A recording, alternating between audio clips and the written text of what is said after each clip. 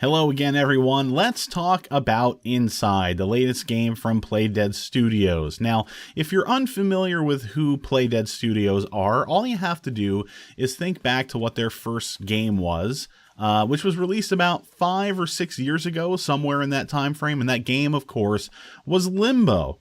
That was a game that I knew I had to play prior to its release. I saw some previews for that. It looked very, very unique. It was just dripping with atmosphere, and the tone that it was looking to aim to provide, it really seemed like it was up my alley. So I had purchased the game on my Xbox 360. I played the hell out of that game. I have replayed it multiple times ever since. So yeah, fair disclosure here, I am a fan of the work that they do. Of course, moving into the game Inside, I wasn't really sure what to expect. I intentionally went into this game cold. I didn't watch any gameplay preview footage. If there was any, I stayed away from the trailer. I probably literally only saw about 4 or 5 seconds of actual gameplay footage rolling before going into this game. But backstepping just a little bit, Limbo was a game that allowed this studio to basically make it big. As I said before, it was their first game, and it was a critical darling. And the word of mouth about that game spread rapidly, and that success has allowed this game to pretty much be released on every platform since, up to and including the new generation of platforms, the PS4 and the Xbox One. So this game has been in the minds of people ever since its release. It hadn't ever really gone away. So just every time you thought that it was done and that it was old and that it was going away, there was a new release of it, or a new port of it being released on something else. So Limbo has always been there, and thankfully so. I think it's a game that as many people as possible should get to play. Now, of course, the question was, could Playdead Studios strike lightning twice? Limbo, it was a fantastic game, but it was a unique experience. It was only about 3.5 hours, but because the experience was so positive, I didn't really care about the shortness of the campaign. And I've always been sort of an advocate that, length of a game doesn't really matter as long as the price isn't too, disproportionate. For example, if Limbo was a game that was on sale for $40, that kind of would have been ridiculous. But as a $20 or under game, that was fine for me. Inside, I wasn't sure what they were doing with this game.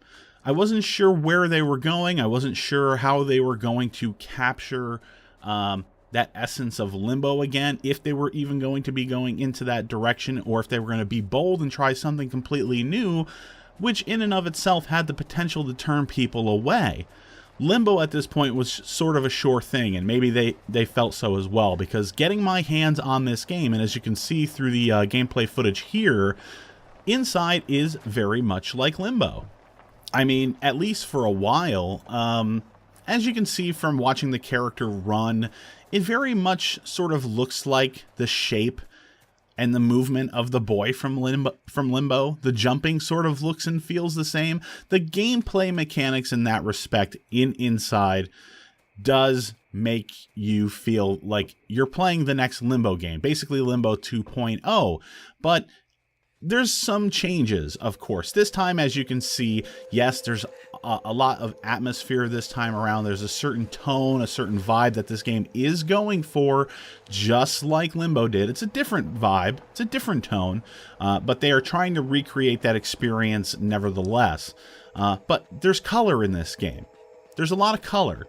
And there's also a bit more detail to the environments. There's more detail to your character.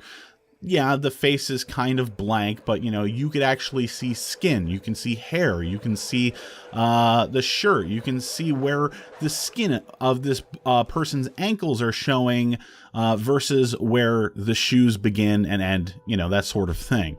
Also, watching this gameplay footage, you can also see that you're no longer to be afraid of water. It's actually a critical component of the gameplay and the puzzles that you'll be doing in this game along the way.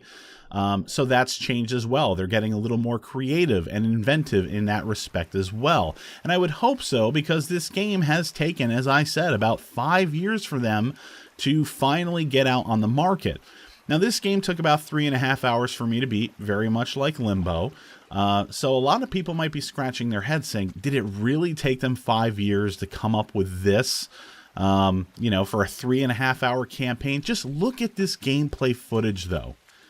You know, I respect a studio that would rather work on something and get it done right and take their time as long as they're able to do it, as long as they're able to afford to do it.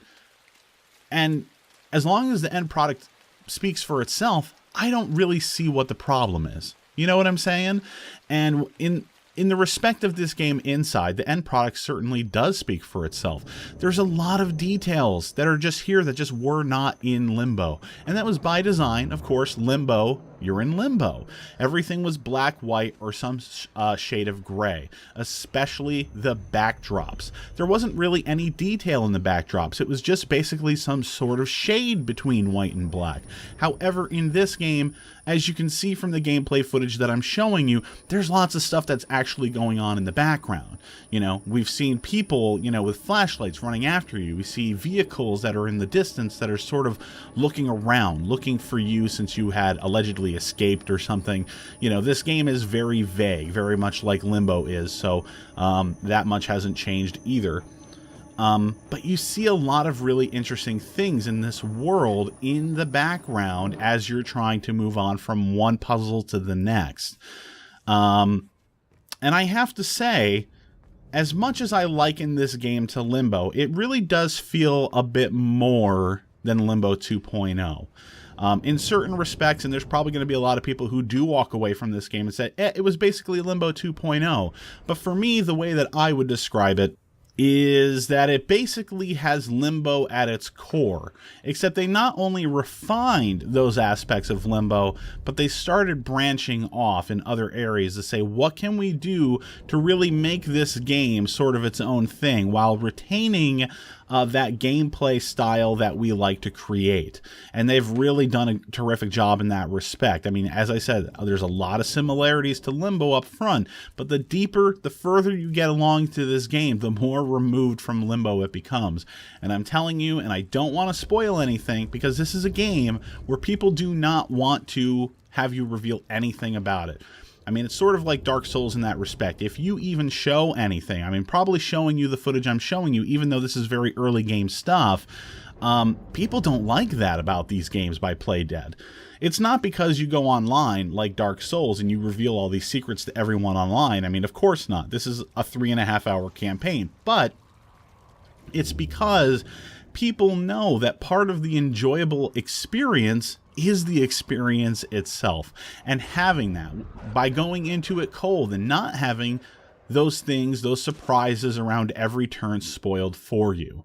You know, like Limbo, you know, there's going to be certain death traps that you come across in this game, and part of the fun is realizing what they are and seeing the death animations when they happen and stuff like that. But there are some also there's also some very significant twists in the last third of the game that really ramped the game up to very unpredictable places that I did not expect them to go whatsoever. So I don't really want to get into that. I just wanted to say that Playdead Studios have pretty much done it again. And in case you were wondering whether this game was going to be any good, the answer is yes, and very resoundingly so. I think the only thing that I really need to address with this game is that if you walked away from Limbo and you were not a fan of that game, because I've seen it, and that's fine, everybody has their own opinion. There are a lot of people that walk away from a game like Limbo and they say, you know, it was just way too plain, it was way too simple, I didn't think the game really excelled at anything except for its visual aesthetics, and I need a little bit more than that. I need to be challenged on gameplay, I need to have gameplay that doesn't feel so restrictive, if that's how you want to call it. That's fine. I mean, I don't think that Inside is actually going to win those people over. I have seen reports from people online who have said, well, you know, I didn't particularly care for Limbo, but I like this game a lot more, because the fact that the world that you're actually in actually feels a bit more fleshed out because of everything that you're seeing going on in the background. But yeah, I'm gonna put myself out there and say, if you're not a fan of Limbo, this game may not be it for you either. However, if you did enjoy Limbo, or if you never did play Limbo, you need to play Inside. It is a fantastic game. I know right now it's available on the Xbox One. It's on PC now as well. We had to wait an extra week for it to get onto the PC. You can get it through Steam, but Playdead, I hope we don't have to wait another 5 or 6 years to see your next game. But if you do, I understand, because I know it's probably going to end up being something special. But I'm hoping for the next game, they really take a little bit harder of a turn away from that Limbo core and really start to define themselves as a very creative team that doesn't have to rely on that same sort of gameplay feel throughout the entirety of their careers. You know what I'm saying? It works very well here because they have just expanded on a lot of things in Limbo and made it so much better in Inside, and made Inside a better game for. I would say that Inside is a better game overall. So I'm rambling at this point, so time to stop this video. Thanks for listening, and until next time when I have another game to share with you, adios.